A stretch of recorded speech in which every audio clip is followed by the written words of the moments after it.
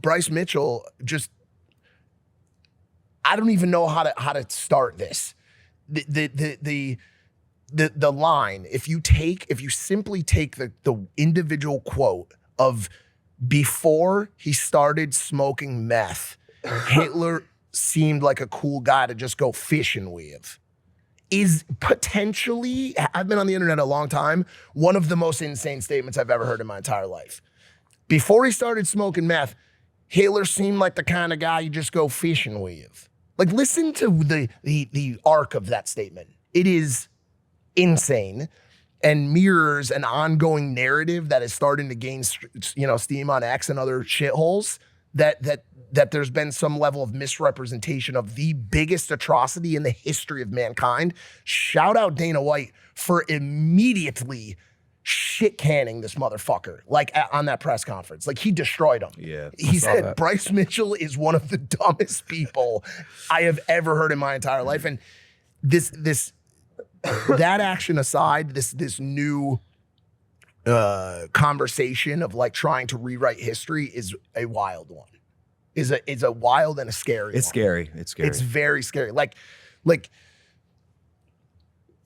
a couple years ago, we started questioning everything. Like, dude, question everything. Like, and there's nothing wrong with that. Question everything. When you talk about the Holocaust and you talk about Hitler, you're talking about one of the most well-documented scenarios in the history of the world.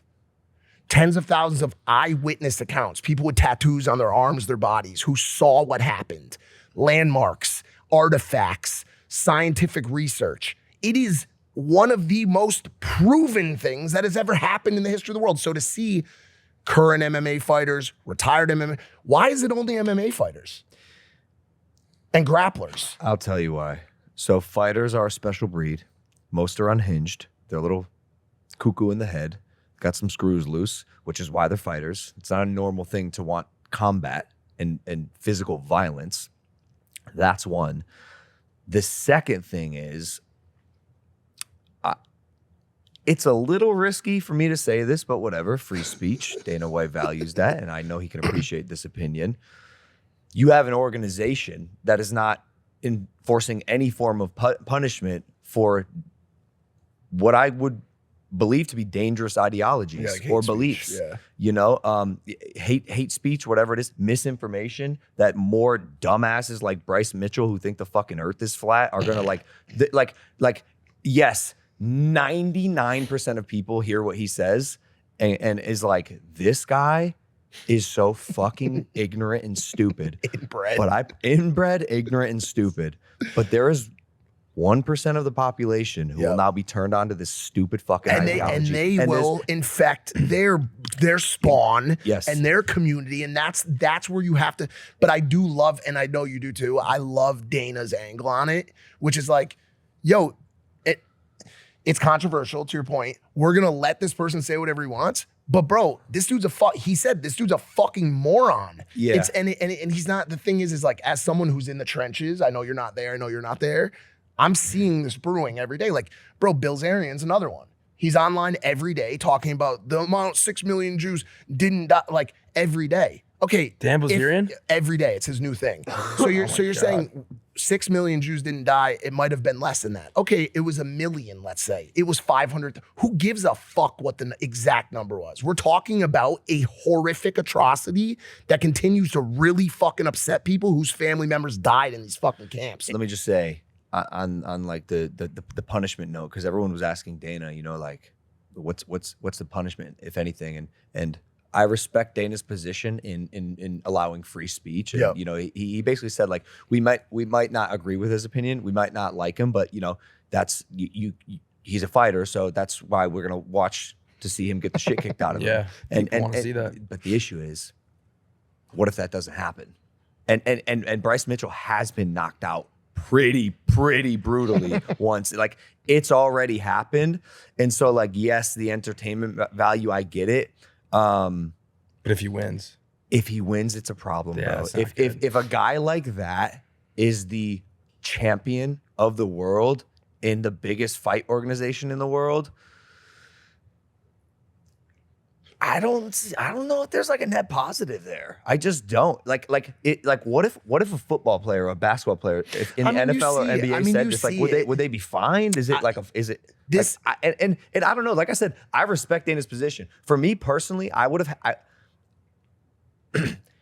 he is who he is. People are paying attention to him only because the UFC has platformed him and has given him this stage to perform, and he has. And so he now has an audience. So now if you're making that organization look idiotic or degrading the entire organization, because it's not fighter Bryce Mitchell, it's UFC fighter Bryce Mitchell. Yeah. In my head, I could see a world where there's some recourse there. Would you remove him? Personally, I love Dana's. No, I wouldn't remove him. I love Dana's angle. I think the idea that you make sure that everyone knows after a fighter who's a part of an org says something, that the org vehemently disagrees with their position and is willing to go ahead and call this person a fucking moron in front of every reporter in the world, and it goes more viral than his original statement.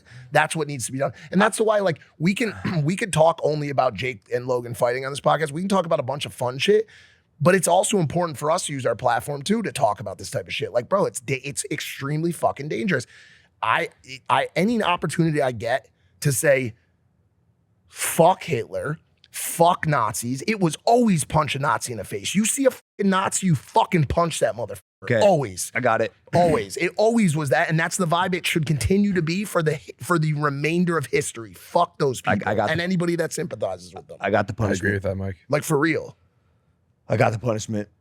I think it's great. I think I have it. Because some people might not like the idea of a fine because it kind of maybe goes against the free speech angle, which I respect. You make them work hours at a synagogue.